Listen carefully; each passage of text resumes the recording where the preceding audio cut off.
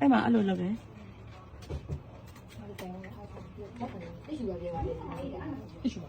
တိရှူပါတယ်လေ ဟောတ िश ူပါ ချတဲ့ပစ္စည်းမှာတိရှူပါတယ်လို့လား သူကင်းလိုက်တဲ့ပစ္စည်းမှာဟောတ िश ူပါပါကမကလည်းလည်းပြောတာကျိုးမထားဘူးအဲ့မှာလုပ်တယ်လောက်ချတယ် ဘာရအောင်ဘာရအောင်ကျင်းနေ ပထမတစ်ခါလုပ်သေးတယ်ပထမတစ်ခါမှမလစ်တာ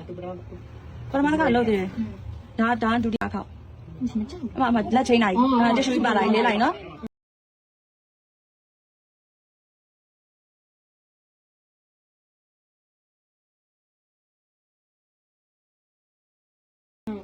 ဟုတ်ဒီမှာထည့်လိုက် လုံးလိုက်လုံးပြီးတော့ ဘာကြီးနဲ့ ပြဿနာထည့်လိုက် ဟိုမှာသူ့ကိုအရွှေစစ်သူကန်ထားလိုက်ဟိုဘက်လက်နဲ့ ဒီတိရှူမှာထည့်ထားလား မဟုတ်ဘူး နာဘက်လည်း ဒီဘက်လက်မှာအစ်စ်ပါတယ်ကွာပထမသူအတူထည့်ထားတာအတူထည့်ရနေနဲ့သူကမန်းကလန်ချိန်လိုက်ရဲ့ချိန်ပါပြောသူအဲ့ဒီမှာအစ်စ်ကိုသူပြန်ကန်လိုက်တယ်ကွာ အင်း